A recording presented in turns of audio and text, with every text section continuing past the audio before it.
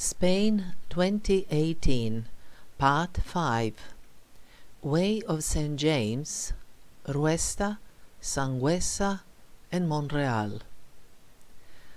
I left Ruesta before 7 a.m., even before Belly and Angela, with whom I parted cordially when leaving.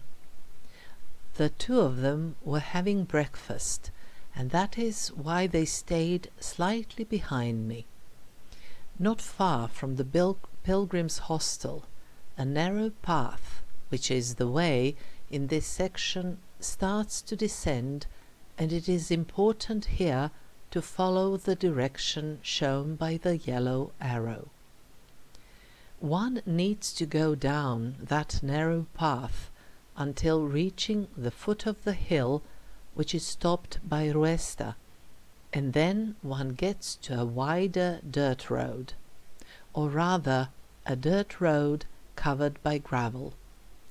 I actually don't believe that the builders really brought gravel there, but simply there are lots of stones here. The road was nice though, but often went uphill, forcing me to fight for my breath. Still, it was not too bad.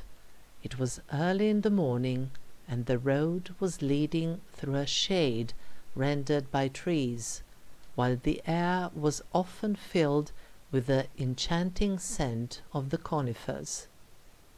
Even when I would get to a clearing, the sun was still not too strong, and it was pleasant to walk. In time, Angela and Belly caught up with me and surpassed me, but I preferred simply to continue following my own pace.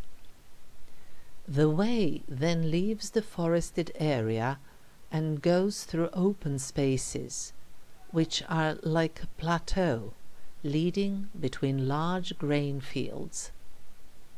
Taking into account how much rocks and stones there are along the road and how hard the ground is, I really wonder how people here provide and cultivate such large arable land areas. I suppose there are no rocks there. All the tools would break or at least get dull. Again, I would occasionally, unintentionally, manage to catch up with Angela and Isabel, and soon I would spot the village of Undues de Lerda in the distance. It seemed very cute, lit by the sun, and all one had to do was get down to the foot of the elevation and go uphill a bit. Easier said than done. In that section, the way leads over the remains of an old Roman road. These ancient Romans were true masters. Not only that they made those roads of theirs some 2,000 years ago, and that they still endure in some form, but to pave such vast distances with large stones is an incredible, fantastic feat. However, I found it difficult to admire these achievements, since with every carefully placed step, regardless of the walking technique and the exact trajectory of my walk, I constantly rammed my already painful toes against my hiking boots, so I kept seeing stars in front of my eyes, even in the middle of a wonderful sunny day. I made frequent mini-breaks, but I finally managed to get to the place and the local bar. There I found Isabel and Ulrike, so we sat together for a while, and I refreshed myself with a clara, beer with soda, a rather refreshing beverage. I also ate a couple of tapas, enough to make me full and content. At some point I moved on, and the way soon turns into a rather wide road covered in gravel that leads between fields, but there were very few trees where one could find a shade and have a rest even for a short while. This is also the section where one leaves the autonomous community Aragon and enters the autonomous community Navarre. Also, this section was rather flat, and I could go at a somewhat faster pace, although different parts of my feet kept hurting me, but I could hardly wait to reach a pilgrim's hostel in the small town of Sangüesa. It was hot, and the path seemed endless. When I eventually reached the place, I passed by a square, and there, in a bar, I saw Piedad, the pilgrim with whom I walked on the second day, who immediately jumped up to her feet, and we greeted each other most cordially. She was about to continue her journey by coach, as she did not feel too well, and I was so tired and with such aching feet that I could not stay with her much longer, and just wanted to get to the albergue. The albergue was close, but when I got there and took my hiking boots off, I almost fainted with horror. My left big toe, that had turned slightly blue already the first day, and a little bit more later on, that had hurt at first and later not, and that had looked bad before, was puffed up now to the point of being almost unrecognizable. The nail seemed bad, as if any minute it would separate from the flesh and fly off, since there was a blister underneath it. It was interesting, though, that it did not hurt when touched, admittedly gently, but what was clear to me was that I could not go any farther like this. I started to get organized. I wrote to my insurance, but it was Saturday afternoon, so I did not know how it would all function, since I had never actually used travel insurance before. In order not to waste time and wait for the answer, I decided to go to the local healthcare center. Luckily, Sangüesa is a town, and there is something like that there. I don't know what I would have done if this had happened to me in Ares or Ruesta. On the other hand, since it was Saturday afternoon, I didn't know if the healthcare center worked or not. Then Francesco, a very dear and talkative Italian, like a true gentleman, said he would come with me, among other reasons because my mobile phone was in roaming, while the residents of the European Union pay for each mobile call as if it were a local one, and we thought I may need the phone.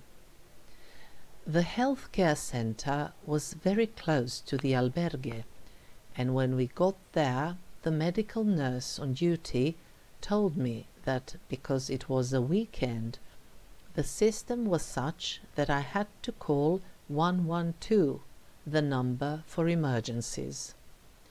Thanks to Francesco's phone, I called, first saying I was a foreigner and didn't speak Spanish well, and then I explained in details what the problem was. They asked me where I was. I told them, and then they said I should stay there and wait for the doctor to call me. Francesco and I waited for a short while, chatting in the meantime, and he was apparently mostly worried about how he would handle such a situation, since he does not speak any Spanish. I tried to calm him down saying that certainly there would be somebody to help him out, just as he was helping me out.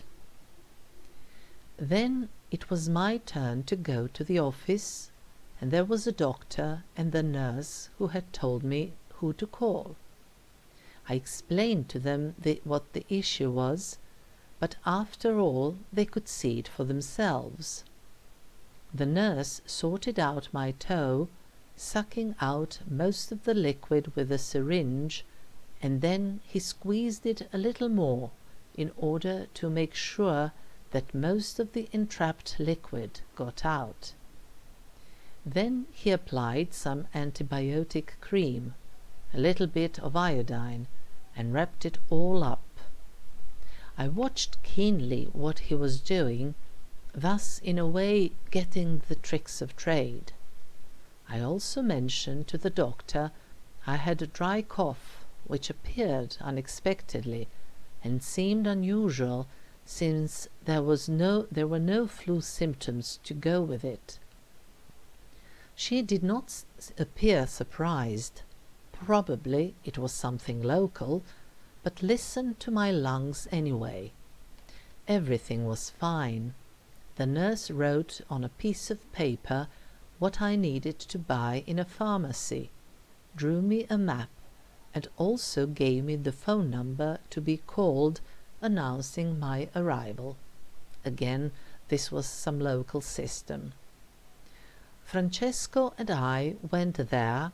I bought everything I needed, and then we returned to the albergue, where the preparations for dinner were well on their way.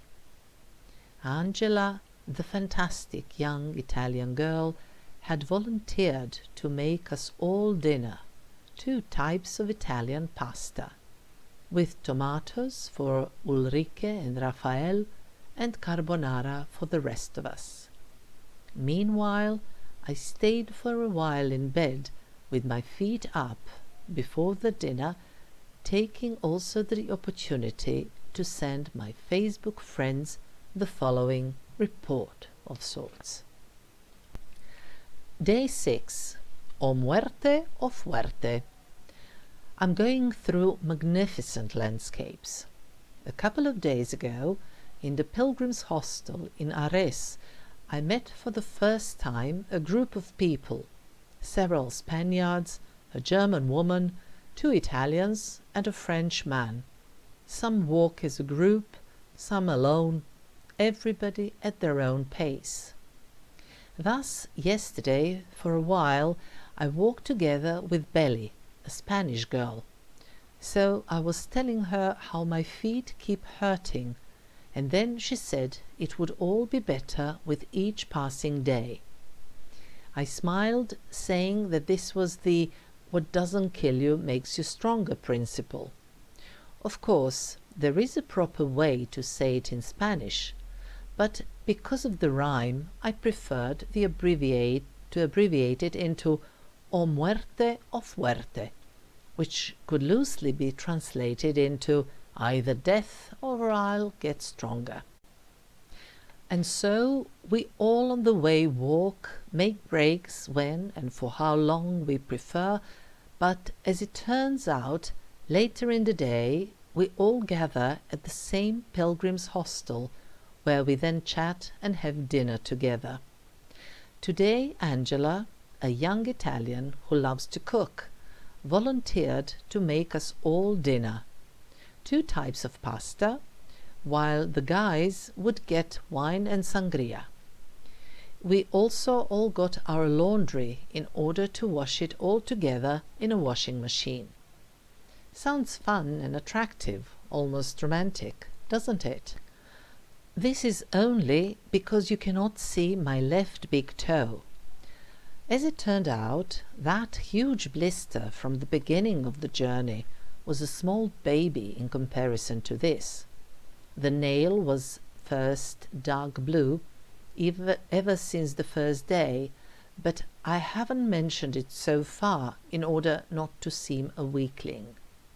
Then it continued to be blue and it hurt. Then it stopped hurting, but seemed as if wanting to separate from the rest of the body. Today, when I got to Sangüesa, luckily this is a town, I could see that it was all puffed up. No matter how much I loved to take photos, I really did not want to take a picture of this horror, but it was clear to me that the situation called for absolutely extraordinary measures. I had to see a doctor. So, fortunately, Sangüesa is a small town and there is a healthcare centre quite near to the pilgrims' hostel, but it is a Saturday afternoon. Francesco, a very kind 73-year-old Italian, offered to come with me. Among other reasons, because it was necessary from time to time to make a phone call, and my mobile was in roaming.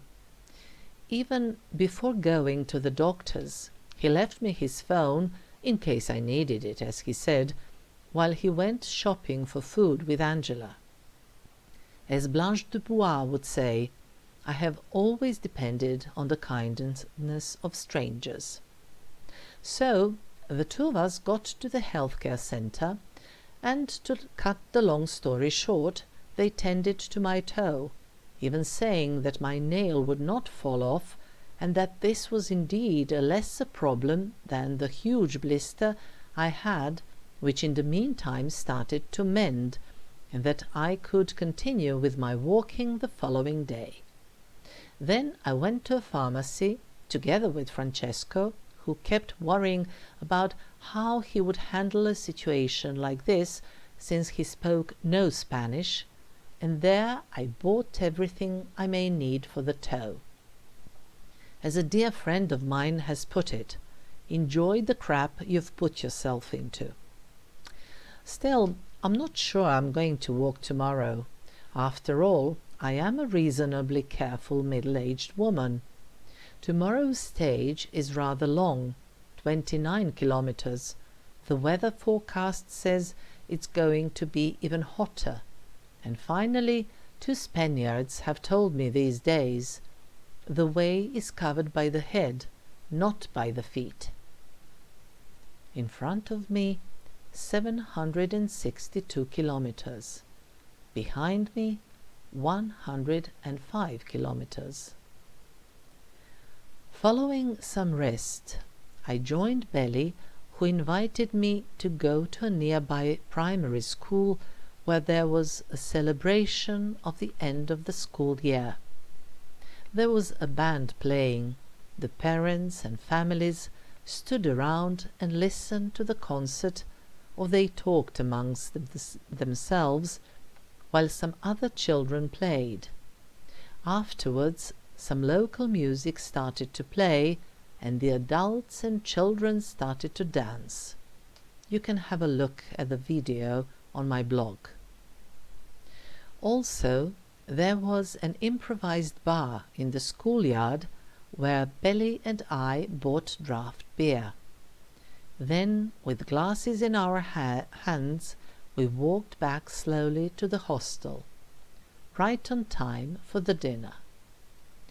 Although one of the youngest in the group, Angela proved herself to be an excellent cook. The evening was very joyful and fun, but at some point we all had to go to our beds. Tomorrow was yet another very early start. The following day I remained in Sangüesa and spent it rather calmly.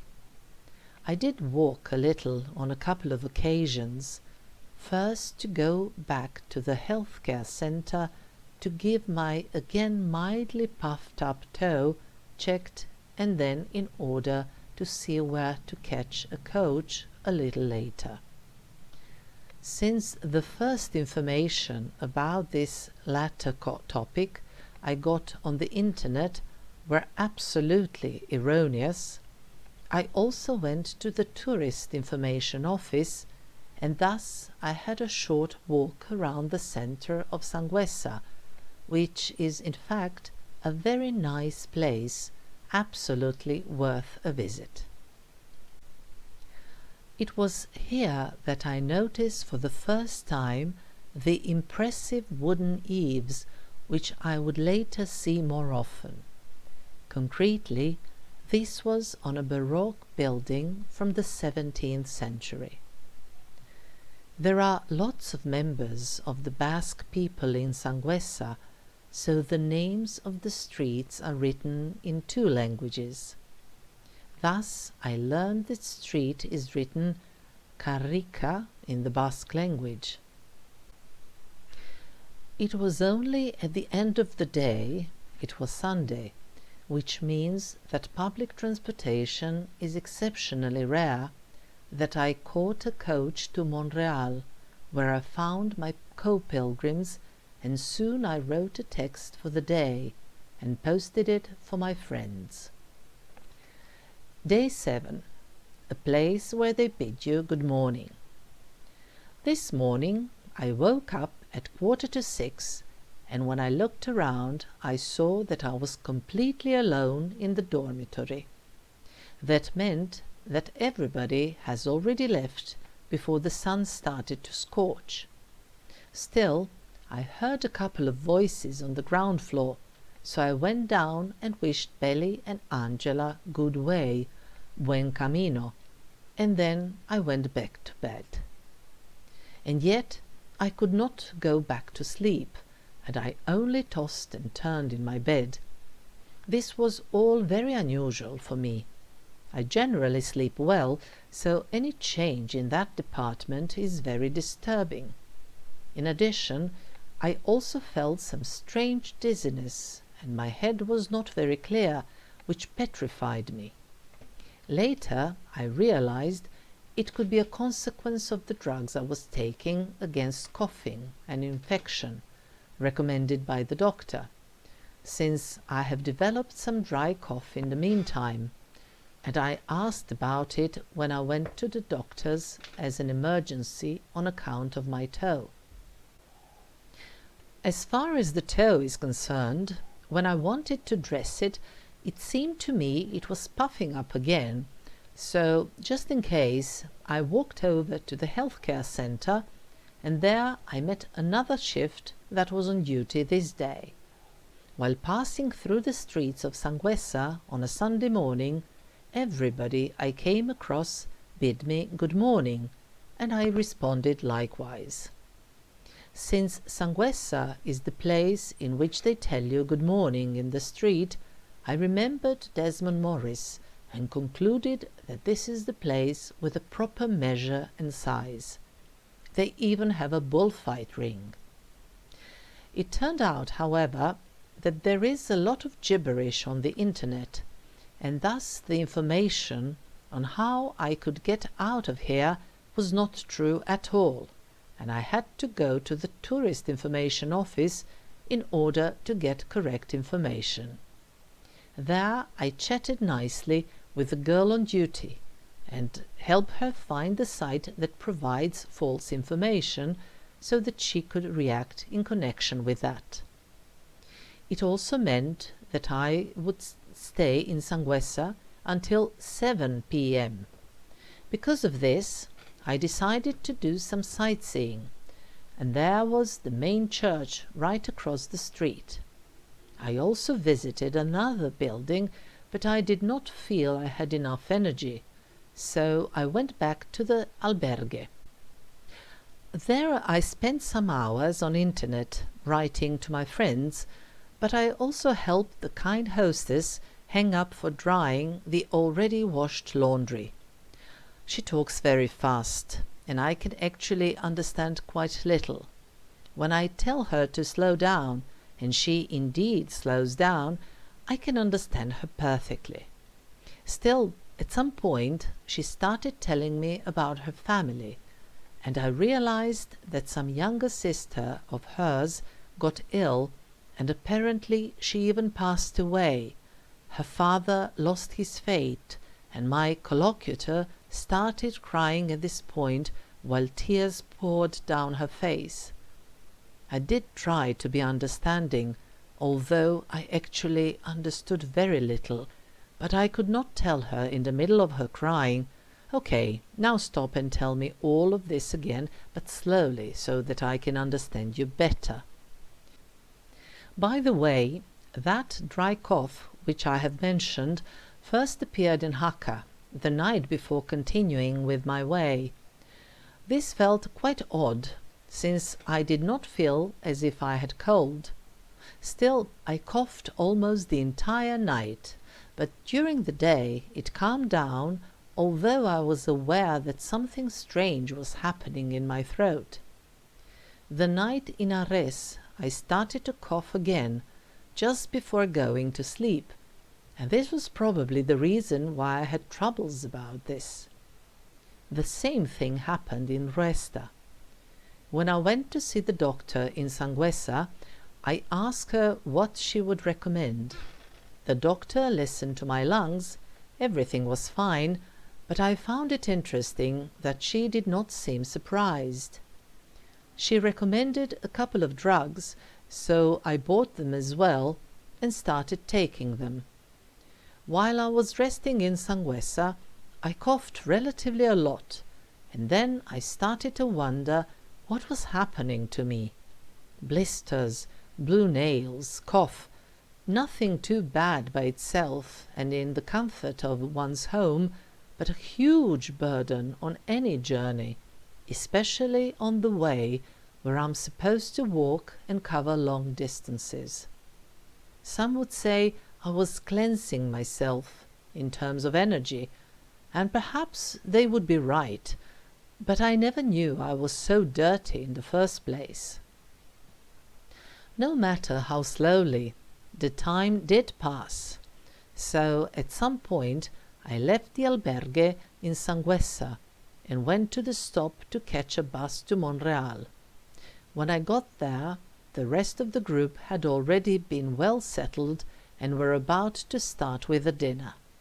They asked me if I would be interested, which of course I was, so soon we were all sitting at the table with a lot of laughter and talk as we ate together.